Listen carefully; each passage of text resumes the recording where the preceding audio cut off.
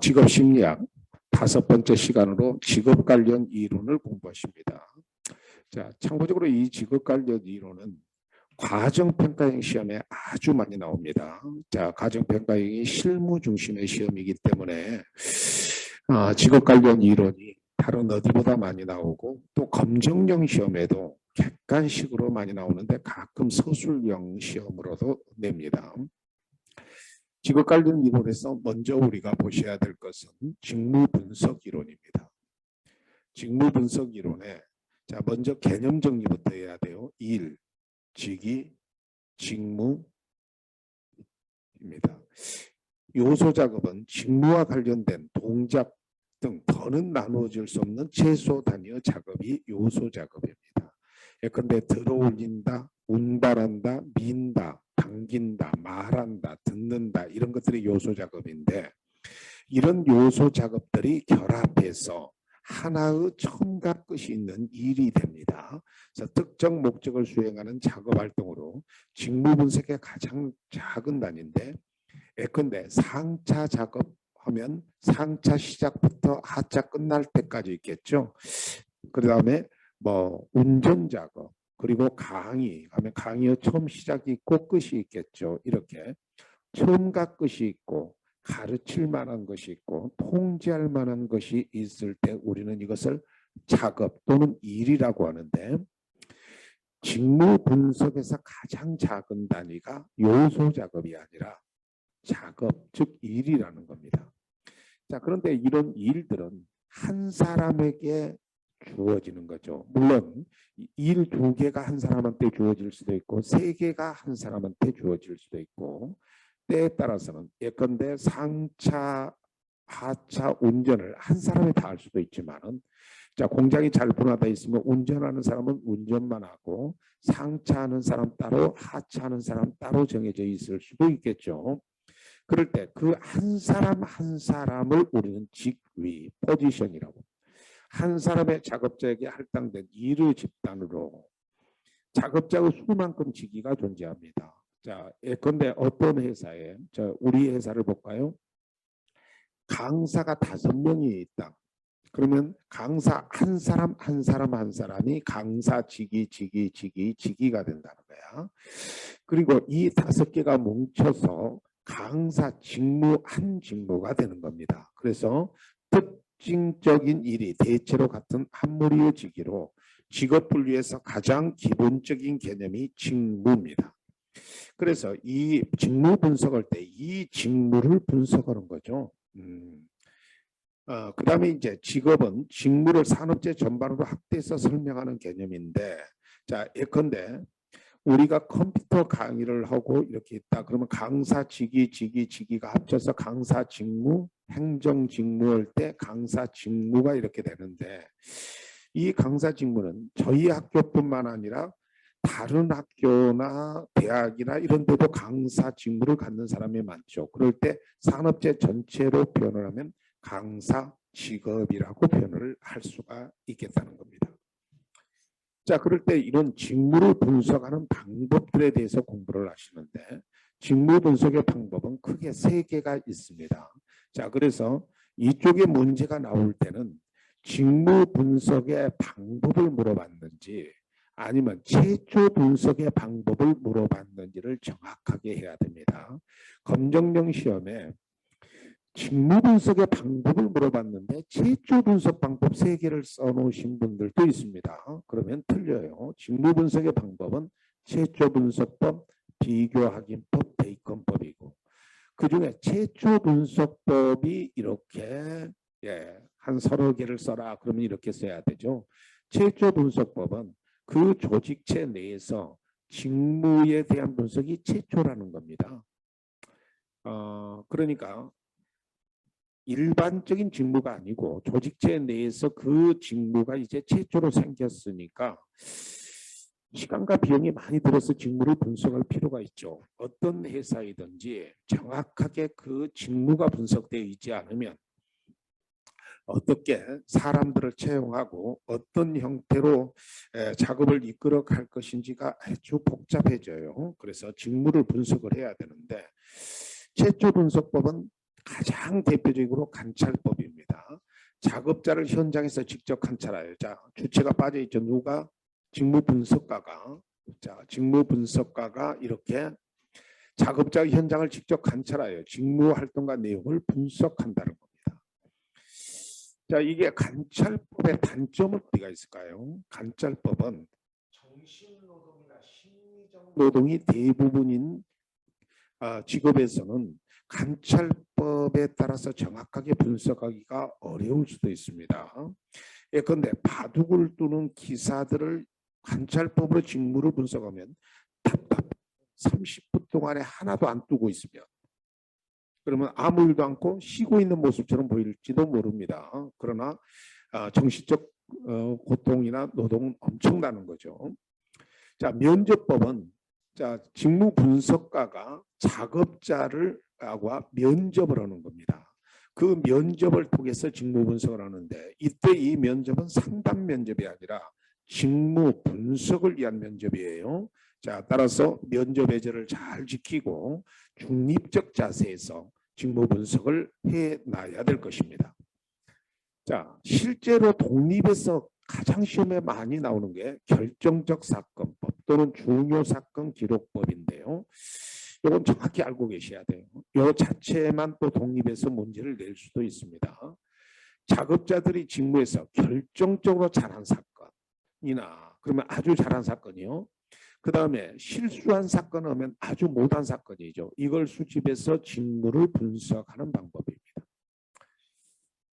자, 그러니까 다시 말하면 작업자들이 그 조직체 내에서 무용담이 있을 것 아니에요. 내가 이렇게 해서 우리 회사 살려놨다. 물론 허풍이 아니라 진실이어야 됩니다. 자, 그리고 내가 이러이러한 실수를 해서 우리 회사에 잘못하면 큰일 날 뻔했다. 이렇게 잘한 일과 못한 일을 통해서 직무 분석을 하는 건데 작업자들은 무용담을 통해서. 그런데 자, 이런 결정적 사건법의 단점은 뭐가 있을까요? 잘한 일과 못한 일 사이에 일상적인 직무가 빠져버린다는 거죠. 일상적 직무가 빠져요. 이것에 대한 직무 분석이 어렵다는 겁니다. 두 번째, 사람들은 잘한 일은 조금 확대, 못한 일은 좀 줄여서 하겠죠. 그래서 작업자를 통해서 왜곡되기 쉽다라는 겁니다. 왜곡되기 쉬워. 그리고 잘한 일과 모든 일을 통해서 직무를 분석한다면 직무 분석가의 주관이 개입되기 쉽죠. 그래서 일상적 직무가 빠진다는 것과 작업자를 통해서 왜곡되기 쉽다는 것과 직무 분석가의 주관이 개입되기 쉽다는 것을 단점으로 하는데 이 단점을 쓰는 것이 가끔 시험 문제에 됩니다. 자, 그 다음에 비교 확인법이에요. 지금까지 분석된 자료를 참고로 지금까지 분석된 자료면 대표적으로 한국직업사전 같은 것이 있습니다. 이 한국직업사전 같은 자료를 참고로 해서 현재의 직무 상태를 비교 확인하는 방법이에요. 그러니까 한국직업사전 같은데 한국직업사전에는 직업상담사라는 직무가 이미 분석되어 있죠. 자, 그래서 이 분석된 자료를 가지고 현장에 가보는 겁니다. 그러면 분석 시점, 이 직업사전에 들어가는 시점과 현장 사이에는 2, 3년, 4, 5년, 길게는 5, 6년의 기간 차이가 있죠. 그러면 그 기간 차이 동안에 어떻게 달라졌는지를 찾아서 보완하는 거예요. 이것을 비교 확인법이라고 합니다. 그러니까 기존에 충분한 자료와 서적이 있을 때만 비교 확인법이 가능하겠죠. 자, 그 다음에 참고적으로 한국직업사전은 대부분 비교 확인법으로 만들어져 있습니다. 자, 대입헌법입니다. 교육 과정 개발의 약자예요. 그래서 교육 과정을 개발하는데 활용하는데 참고적으로 교육 과정 개발이 직무 분석과 관계가 없다고 생각하시는 분들이 있는데 여러분 대학의 기계 설계과에서 기계 설계과 그 교육 과정이 뭐 기계 설계, 뭐 재료 역학, 뭐 금속 재료 이런 것들을 공부하는 이유는 뭘까요? 그것이 실무에서 그대로 사용되기 때문에 그러는 거잖아요. 그러니까 직무를 분석해서 그 직무를 수행할 수 있는 능력을 키우는 게 교육과정 개발이니까 교육과정개발도 당연히 직무분석과 밀접한 관련이 있는 겁니다. 그래서 교육과정개발을 하는데 활용되는 직무분석의 방법으로 전문가 집단, 이 전문가 집단의 두뇌 폭풍 기법, 브레인스토밍 기법이라고 하죠. 이것을 이용하는 겁니다. 브레인스토밍 기법은 딴 생각 못하게, 우리 공부 같은 거 할 때도 그렇게 한번 해보고 싶죠. 스마트폰이나 이런 것도 다 없고 한 전문가들을 2박 3일 동안에 집중적 토의를 하게 합니다. 그 분위기를 조성을 해야 돼요. 자, 그래서 거기에서 추론해서 이러이러한 과정이 필요하겠다. 직무는 이러니까 이 전문가들은 그 직무를 잘 아는 전문가들이겠죠. 이걸 통해서 직무가 분석되면 그에 따른 교육 과정이 개발되죠. 그래서 교육 과정 개발도 직무 분석의 하나의 방법이다라는 거 알아두십시오. 자, 그러면 이제 직무 분석이 됩니다. 직무 분석이 되면 이 직무 분석을 바탕으로 일과 가업을 중심으로 해서 직무 기술서가 만들어지고, 그 다음에 작업자 중심으로, 사람 중심으로 직무 명세서가 만들어지는데, 일반적으로 직무 기술서를 바탕으로 해서 직무 명세서를 만듭니다만은 꼭 두 개 다 만들 필요는 없고 둘 중에 하나만 있어도 됩니다. 저희 학교 같은 경우는 직무 기술서와 직무 명세서를 다 만들어 놓고 있습니다, 제가. 그래서 직무 기술서는 이 일은 이렇게 되는 거고, 이 일을 담당하기 위해서는 어느 정도 수준의 능력이 있어야 되고, 학교는 어디까지 나왔으면 좋겠고, 뭐 이런 것들을 직무 명세서로 만들어 놓습니다. 이걸 바탕으로 해서 직무 평가를 하는 것이죠. 직무에 대한 상대적 가치 평가를 하는 겁니다. 따라서 이 직무 기술서와 직무 명세서를 쓰는 것이, 내용을 쓰는 것이 과정평가형 시험에서는 당구 순위로 나와요. 그러니까 쓸 수 있어야 됩니다. 특히 직무 기술서를 쓸 수 있어야 돼요. 직무 분석의 결과에 의하여 직무 수행과 관련되는 일과 가업, 즉 가업 및 직무 행동을 일정한 양식에 따라 기술한 문서가 직무 기술서입니다. 이걸 바탕으로 사람 중심으로 만들면 직무 명세서가 됩니다. 그래서 직무 분석을 통해 해당 직무를 수행하는 작업자가 갖춰야 될 자격 요건.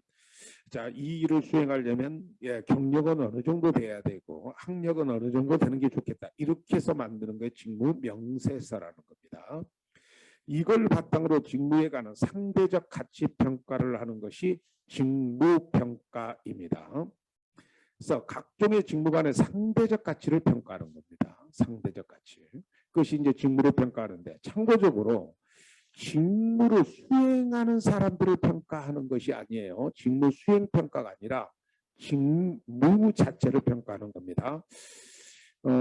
예를 들어서 야구로 따진다면 투수직, 포수직, 내야수직, 외야수직을 평가하는 거지, 투수인 박찬호를 평가한다, 성공률을 평가한다, 그런 개념이 아니라는 겁니다. 그건 직무 수행 평가로서 인사고과 평가고, 이건 직무 그 자체를 평가하는 겁니다.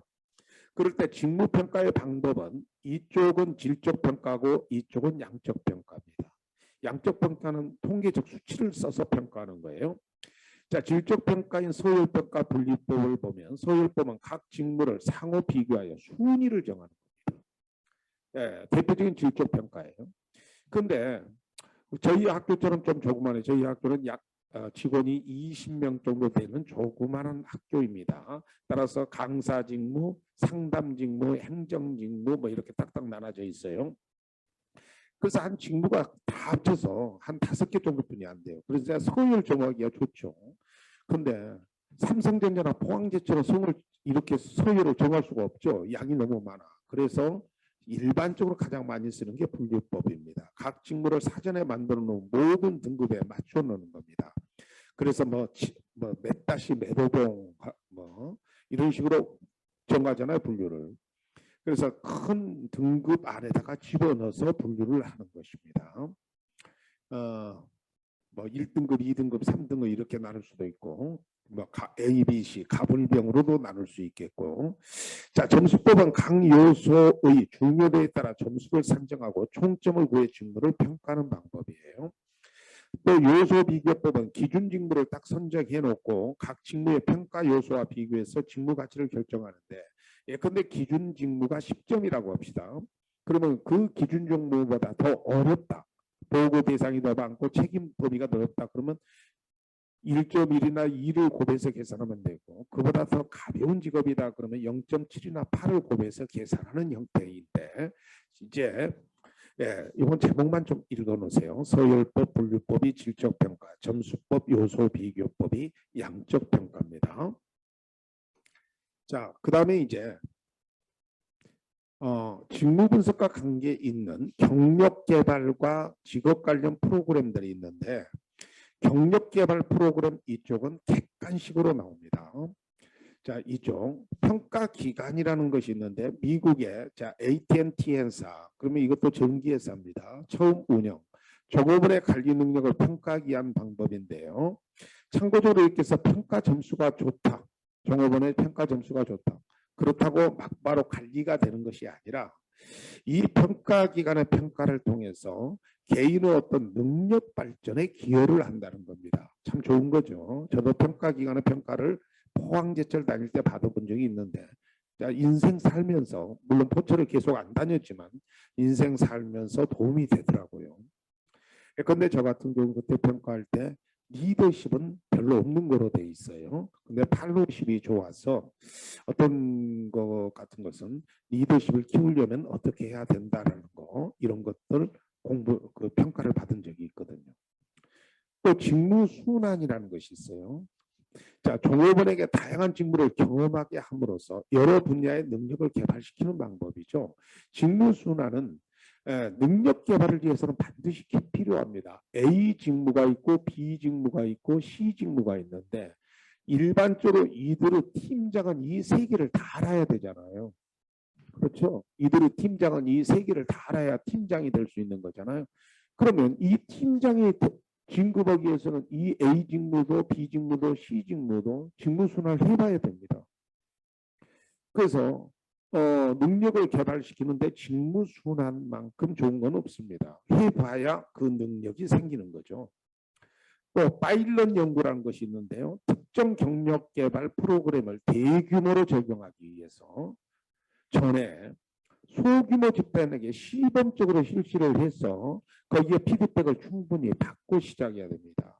여러분이 지금 공부하시는 내일 배움 카드는 호주, 오스트레일리아 제도를 이렇게 조금 모방한 건데요. 우리나라에서 실시할 때 전국에 동시에 실시하지 않고 대구하고 강주에서 2년 동안 파일럿 연구를 실시를 했습니다. 그리고 그 연구 결과를 충분히 피드백을 받은 다음 전국 단위로 실시한 거예요. 그래서 대규모로 적용하기 전에 소규모 집단의 시범적 실시를 파일럿 연구라고 합니다. 그리고 경력 관련 프로그램 같은 것은 엄청나게 지금 많이 나오고 있죠. 그 프로그램을 개발할 때 가장 먼저 해야 될 것은 그 프로그램에 응하는 사람들의 기본적인 욕구가 뭐냐를 찾아야 돼요. 그래서 요구 분석이 가장 중요한데, 경력 개발 프로그램을 설계할 때 현 시점에서 어떤 교육이 필요한지를 알아보는 것으로 가장 우선적으로 분석하는 것이 뭐냐, 그러면 정답이 객관식에 많이 나온다고 그랬죠. 요구 분석이 정답이 됩니다. 자, 그 다음에 오늘날의 시대는 다운사이징 시대라고 합니다. 다운, 낮추다는 사이즈를 낮춘다, 같은 뜻이 다이어트죠. 이 다운사이징 시대의 경력 개발은 오늘날 모든 것이 슬림해진다는 겁니다. 가정도 슬림해져서 그것이 문제죠. 어찌됐건 슬림해져요. 무슨 조직체도 슬림해지고 가벼워진다는 거예요.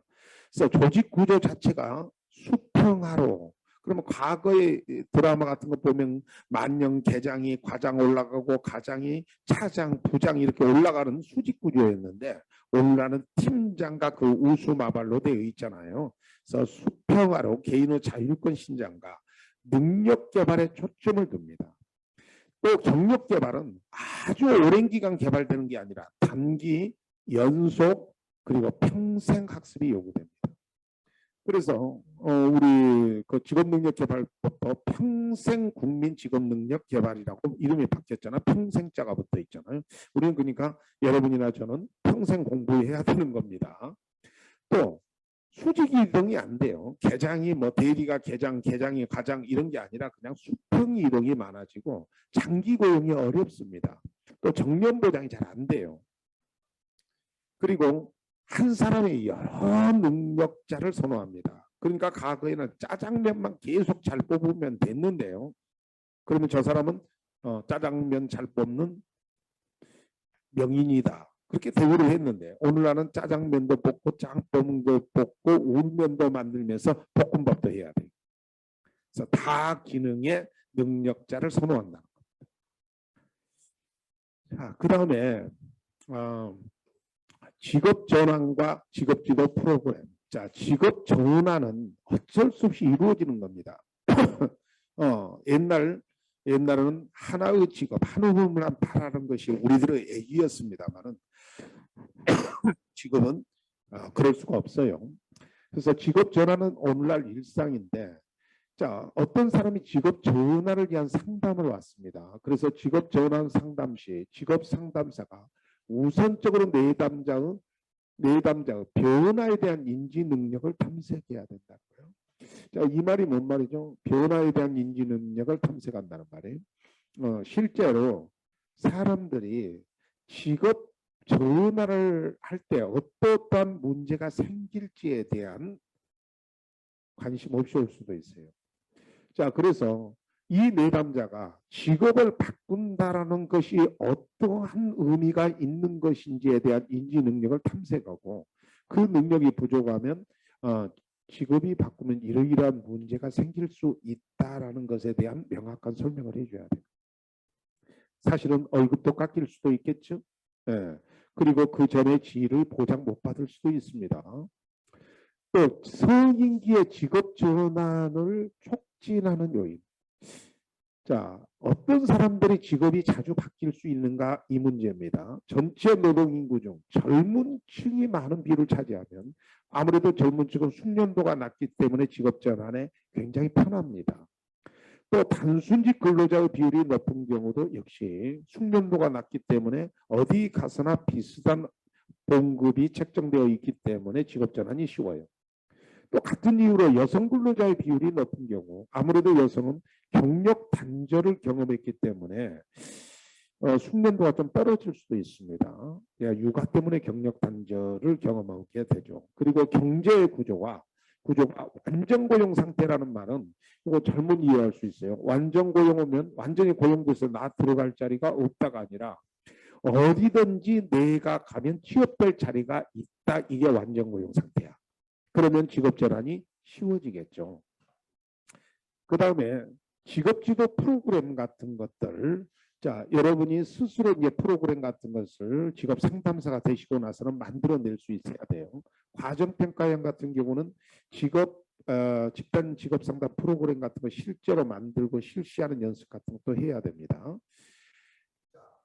진로 교육 지도 같은 걸 여러분이 이제 어디 가서 뭐 취업 지도관 같은 데로 발령돼서 이제 가면 진로 교육을 할 때 그 진로 인식에 대한 교육을 먼저 해야죠.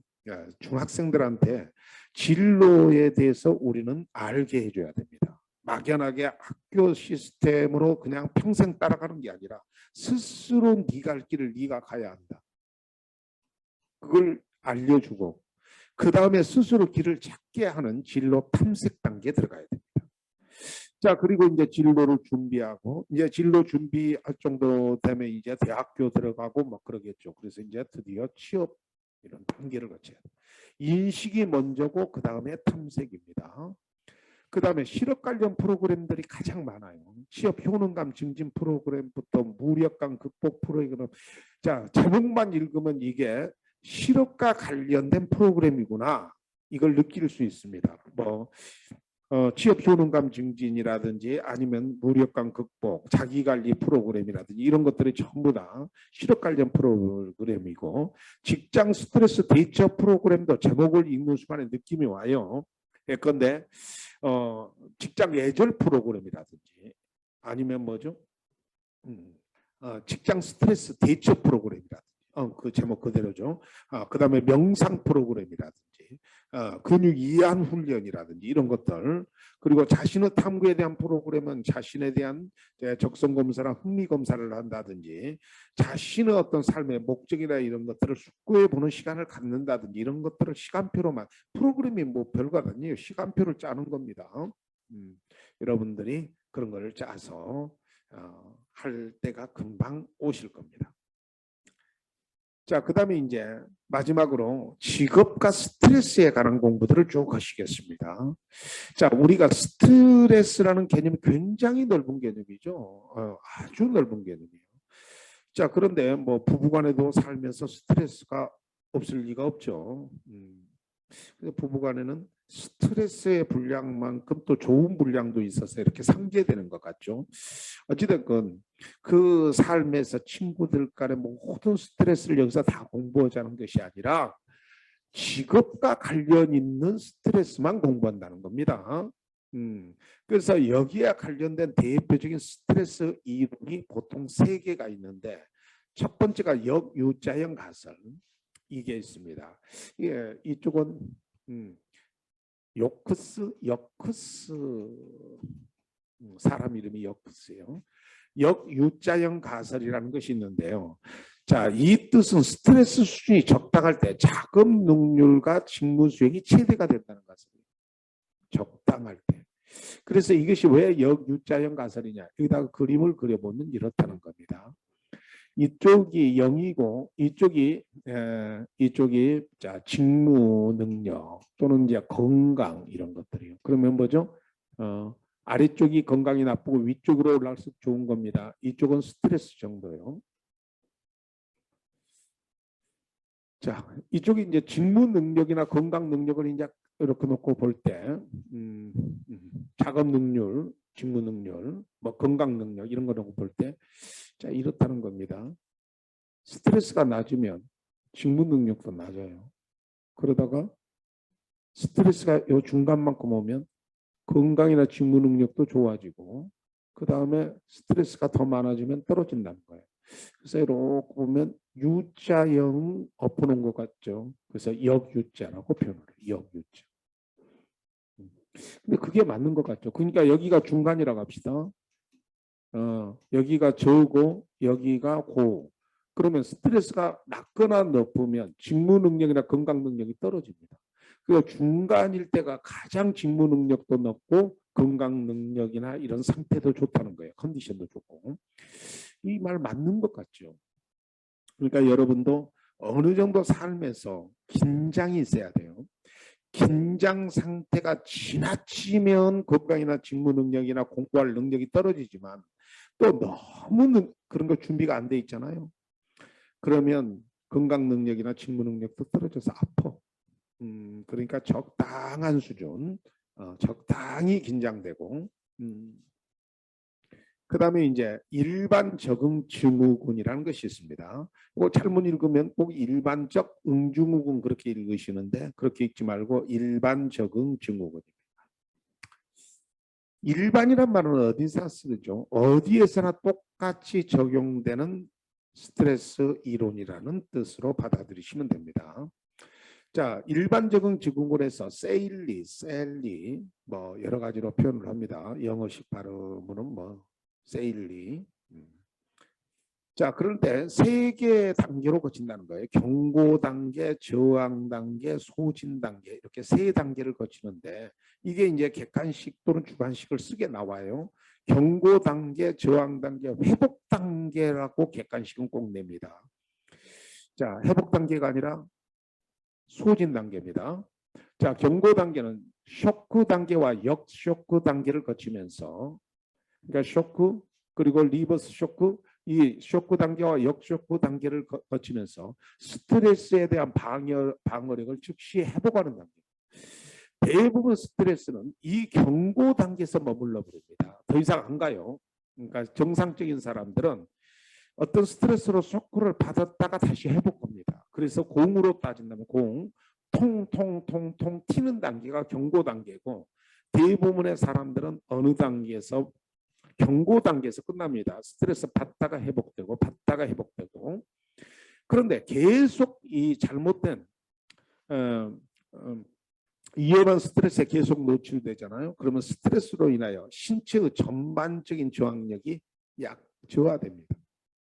그래서 스트레스 많이 받으면 그 어떤 사람의 스트레스 때문에 그 사람 뭐 뭔 병 걸렸다 어쩌다 막 그런 말을 하잖아요. 그럴 때 스트레스 받는다고 그 병 걸리냐? 걸릴 수 있습니다. 전반적인 신체적 저항력이 떨어지기 때문에. 그래서 위험한 스트레스에 계속 노출되면요, 다시 말하면 이 공으로 따진다면 통통 튀기는 단계가 경고 단계라면 이제 찌그러지는 단계가 돼요. 그런데도 위험한 스트레스가 해소되지 않고 더 계속되잖아요. 그러면 이 공에서 바람이 빠집니다. 그래서 스트레스로 인하여 신체의 저항력이 아주 붕괴되는 단계가 돼서 사람으로 따진다면 망상을 보거나 목류병이 오거나 아주 분열기가 막 나타나거나 막 그런 상황이 올 수도 있습니다. 스트레스가 굉장히 위험하죠. 자, 그 다음에 스트레스의 이제 세 번째 이론으로 인지평가 이론인데, 이게 이제 가장 여러분한테 잘 맞아떨어질 겁니다. 라자루스 이론이에요. 상황에 대한 인지적 평가가 스트레스를 준다. 이게 지금 뭐냐면은 스트레스적 사건이 스트레스를 주는 것이 아니라 그 스트레스적 사건에 대한 우리들의 인지적 평가가 스트레스를 결정한다.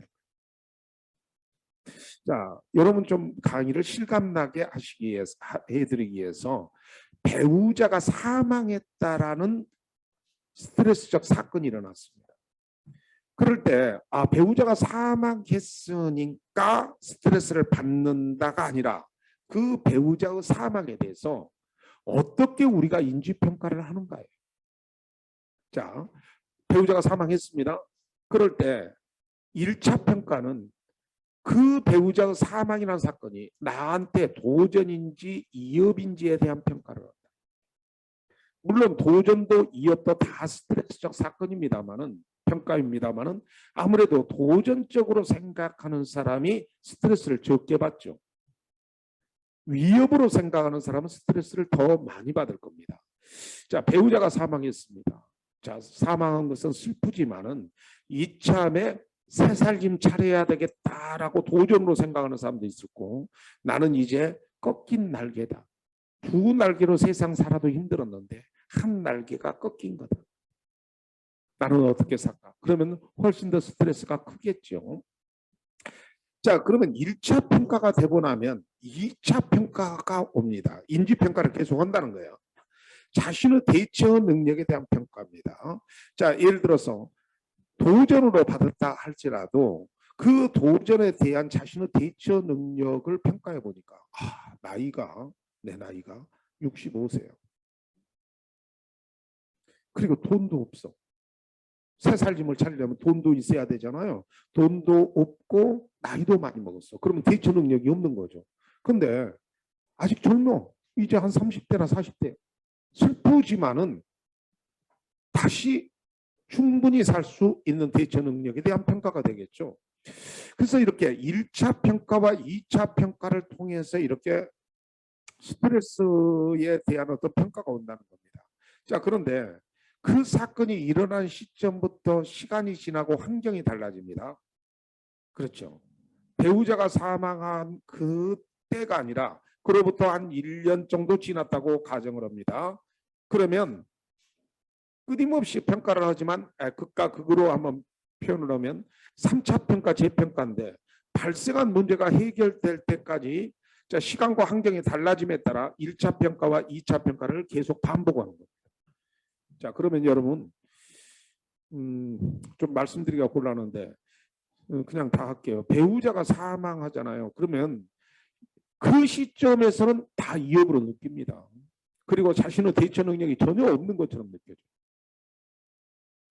자, 그런데 말입니다. 제 주변에서도 그런 사람들을 많이 봤거든요. 제 친구예요. 한 1년쯤 지나면 배우자가 사망한 사람들의 친구들끼리 굉장히 많이 모여요. 그리고 주변에 굉장히 많다는 걸 알아요. 그걸. 그리고 그런 경우 어떻게 살 것인가에 대한 대처 능력이 막 생깁니다. 그래서 스트레스의 폭이 점점 줄어들어요. 그래서 한 1년쯤 지나면 얼굴에 미소도 지을 수 있고 친구지간에 이렇게 잘 이렇게 유통이 되더라고요. 예, 교류가 되더라고요. 이것이 이제 3차 평가인데 라자루스의 인지평가 이론, 예, 여러분 끄떡끄떡 할 만한 내용입니다. 이렇듯 스트레스 이론이 이렇게 크게 3개로 되어 있다는 것을 말씀을 드립니다. 자, 그리고 스트레스의 요인이 있는데요. 여기서 스트레스의 요인, 즉 원인을 말하는데요. 이 원인은 모든 스트레스의 원인일까요? 직무와 관련된 스트레스의 원인일까요? 직무와 관련된 스트레스의 원인만 지금 공부합니다. 참고적으로 모든 스트레스의 원인은 제가 알 수가 없죠. 그건 의사들이 하실 일이고, 직무와 관련된 스트레스 하면 여러 가지가 있지만 그중에 대표적인 3가지를 하면 과제가 스트레스를 주죠. 과제, 일, 직무. 그 일이 너무 복잡하다든지 너무 여러 사람을 상대해야 된다든지 너무 정보 정리가 막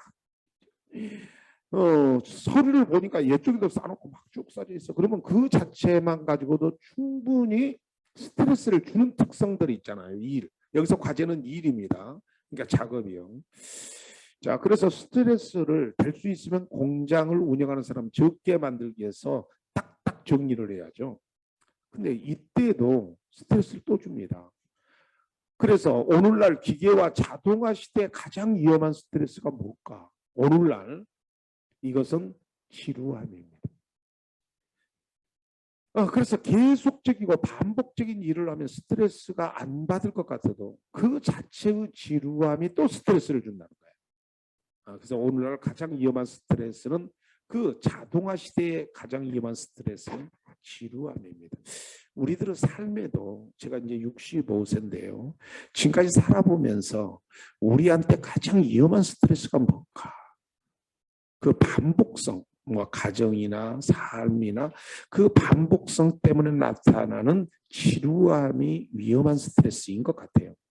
따라서 나이가 들수록 여행도 좀 해보시고 새로운 자극도 도전하고 그래 볼 필요가 있을 것 같습니다. 그래서 제가 올해 목표는 번지 점프를 하는 것을 우리 삶의 목표로 삼았습니다.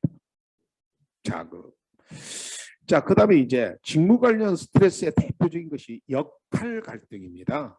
역할 갈등은 크게 개인 내 역할 갈등, 개인 간의 역할 갈등, 송신자 내 역할 갈등, 송신자 간의 역할 갈등 이렇게 나눠지는데요. 자, 이게 객관식 시험에 나와요. 조직체 내에서는 역할 갈등이 안 일어날 수가 없습니다. 자영업 혼자 다 하시면 몰라도 조직체 내에서 직원으로 있으려면 역할의 갈등이 있을 수밖에 없어요. 조직체 내에서 자신의 역할들이 있잖아요. 그럴 때 개인이 수행하는 직무 요구와 개인의 가치관이 다를 때 발생하는 이게 개인 내 역할 갈등입니다. 예를 들어 보면 어떤 사람이 무슬림으로 개종을 했는데 자신이 지금 현재 하는 일은 삼겹살을 이렇게 분배하는 돼지고기 분배하는 그런 일을 합니다. 자, 그러면 자신의 종교적 가치관과 안 맞을 수도 있죠. 그죠? 불교의 기일을 했는데 닭 잡는 일을 하고 있다. 뭐 이런 거 개인 내 역할 갈등이겠죠.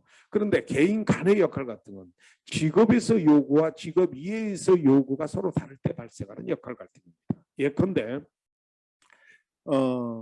수출 물량을 맞추기 위해서 그날 야근을 해야 되는데 그러면 이제 직업에서 요구가 야근이죠. 자, 그런데 그날이 마치 결혼기념일이라서 자기 배우자와 뜻깊게 보내야 돼요. 직업 이해의 요구가 다르죠. 이럴 때 나타나는 역할 갈등이 개인 간의 역할 갈등입니다. 자, 그 다음에 송신자 내 송신자 간 할 때 여러분 송신은 보내는 거 그걸 받아들이는 게 수신이죠. 바로 이 수신자 입장입니다. 자, 업무 지시자가 송신자라면 서로 양립할 수 없는 요구를 수신자한테 할 때입니다. 그러니까 사장님이 이랬다 저랬다 한다는 겁니다. 예를 들어서 업무 실적을 올려라 막 하다고 대신이 좀 비용이 너무 많이 나간다고 잔업 시간을 줄여라 그래요. 그러면 그 업무 과장은 양쪽의 지시를 지금 사장이 이랬다 저랬다 지시를 하니까 어떻게 해야 돼? 이럴 때 느끼는 역할 갈등이 송신자 내 역할 갈등이에요. 송신자가 한 명입니다. 근데 이 송신자가 두 명일 수도 있죠. 그래서 이 수신자한테 이쪽에서도 보내고 이쪽에서도 보내면 송신자 간이 되는데 개인에게 요구하는 두 명 이상의 송신자가 있는 거예요. 그래서 그것이 요구가 서로 달라.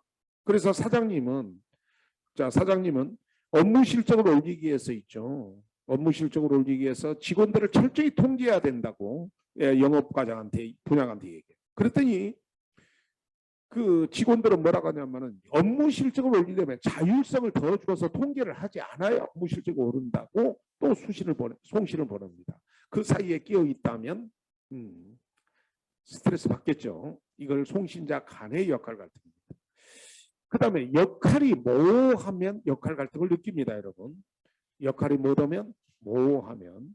그래서 제가 직원을 채용할 때 젊은 사람을 채용하잖아요.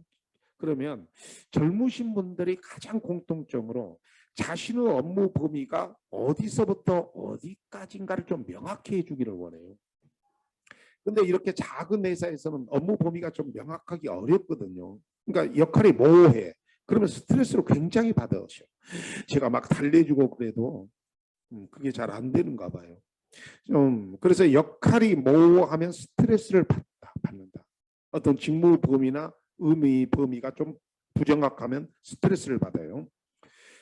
그래서 이렇게 스트레스의 원인 내지 요인은 과제 특성, 역할 갈등이나 역할 모호성 때문에 스트레스의 원인이 되는데 이런 스트레스의 원인에 대해서 스트레스의 원인이 아까 그거였죠. 어떤 경우에 많이 받기도 하고 어떤 경우에 적게 받기도 할 때 이 많고 적게 받게 하는 것이 매개 변수 또는 조절 변이라고. 조절 변이. 자, 우리는 누구나 다 스트레스에 노출되어 있습니다. 그런데 어떤 사람은 그 노출된 스트레스에 아주 많이 받을 수도 있고 그런갑다 하고 넘어갈 수도 있어요. 자, 그런 걸 조절 변이라고 하는데 거기에 A타입 유형과 B타입 유형이 있습니다. 혈액형 A형, B형이 아니에요. A타입 유형은 자, 현재 우리 한국인들입니다. 현재 우리 한국인들의 성격이 A타입 유형이고 B타입 유형은 과거의 우리 한국인들의 성격입니다. 과거에. 저 어렸을 때 한국인의 성격이 B타입 유형. 현재의 한국인 유형이 A타입 유형이에요. A타입 유형은 뭐죠? 직무 수행에서 경쟁이나 성취나 신속 완벽을 추구하고 시간에 굉장히 쫓깁니다. 그리고 과도한 자신감, 그리고 승부를 보기를 좋아해요. 그래서 자식과 게임을 하도 이기고 싶어요. 이게 A타입입니다. 현재 한국인들이 그렇죠. 시간에 대해서 쫓깁니다. 여러분들 중에 A타입 유형이 약속 시간을 정할 때 어때요? 8시에 만나자. 8시에서 10분간 기다려보고 안 오면 나 가버린다고 협박까지 딱 하고 약속 시간을 정하죠. 이거 A타입 유형이 분명해요. 그 정도는. 자, B타입 유형은 직무 수행에서 느긋함과 차분함을 추구하고 스트레스가 굉장히 강합니다. 이들은. 차분함을 추구합니다. 시간에 대해서 쫓기지를 않습니다. 시간에 대해서 쫓기지는 않아요. 털털하게 사람을 사귀고 좀 느긋합니다. 옛날에 우리 한국인들이 그랬습니다. 저 어렸을 때만 해도 시간 약속을 정할 때 코리안 타임이라고 해서 한두 시간 기다려주는 게 A였습니다. 제가 연애할 때 우리 철을 9시간도 기다려본 적이 있습니다. 물론 그때는 이렇게 스마트폰이 있을 때도 아니고 전화가 또 일반적이지도 않아서 편지로 약속을 정하기 때문에 그럴 수도 있었겠죠. 근데 우리보다 더 선배들은요, 약속 시간을 정할 때 어떻게 정했을까요? 내일 해질 무렵에 만나자, 아침 나절에 만나자, 이런 식으로 시간을 정했죠. 그러니까 시간이 굉장히 느긋하죠. 그런 사람이 스트레스를 막 받을 일은 없죠. 그래서 스트레스에 굉장히 강합니다. 자, 스트레스가 이렇게 원인으로 나옵니다. 그러면 두 번째, 그러니까 이제 이게 조절 변이라는 뜻은 스트레스를 똑같이 받는데 A타입 유형은 많이 받고 B타입 유형은 적게 받는다 이런 뜻이에요. 통제 이치도 내적 통제자가 있고 외적 통제자가 있는데요. 내적 통제자 하면 직무 성공과 실패의 원인이 자신의 행동에 달려 있다는 거예요. 그것이라고 이해함으로 스트레스가 굉장히 강합니다. 그런데 외적 통제자들은 직무의 성공과 실패의 원인을 외부 원인에 의한 것이라고 이해함으로 스트레스에 굉장히 취약합니다. 그래서 내적 통제자들은 스트레스에 굉장히 강하고 적게 받고 외적 통제자들은 스트레스에 많이 받는다는 거예요. 근데요, 실제로 여러분들이 예를 들어서 직업 상담사 시험에 떨어졌습니다. 시험을 열심히 공부했는데 떨어졌어. 그럴 때 내적 통제자들은 그때 내가 조금 더 열심히 할 걸. 그때 일이 생겨서 그래서 나는 이 스트레스를 내 문제이기 때문에 나는 이번에 여행 갔다 와서 다시 공부를 해야지. 그러면 스트레스가 굉장히 강하죠. 그런데 외적 통제자들은 이번에 이참에 그냥 삼재수가 끼어서 시험에 떨어져. 하필이면 그때 문제가 어렵게 나와서 떨어져. 자, 이렇게 외부의 상황에 돌려버려요. 환경에 돌리면 스트레스에 굉장히 강할 것 같잖아요. 안 그래요? 그런 상황을 계속 만들어서 계속 스트레스를 받고 있습니다. 그래서 스트레스에 굉장히 취약합니다. 그래서 이게 외적 통제자들은 그렇다는 거예요. 또 똑같은 스트레스가 있지만은 사회적 지지나 지원이 있잖아요. 이렇게 그러면 직무 스트레스의 위험성을 아주 많이 낮출 수가 있어요. 그래서 제가 뭘 걱정하는 줄 알죠? 저뿐만 아니라 조금 걱정을 많이 할 내용들이 있어요. 실제로 오늘날 뭐 혼밥, 혼술을 먹는다 이런 것들이 자랑 삼아서 얘기하는데 실제로 그렇게 되면 사회적 지지가 약해집니다.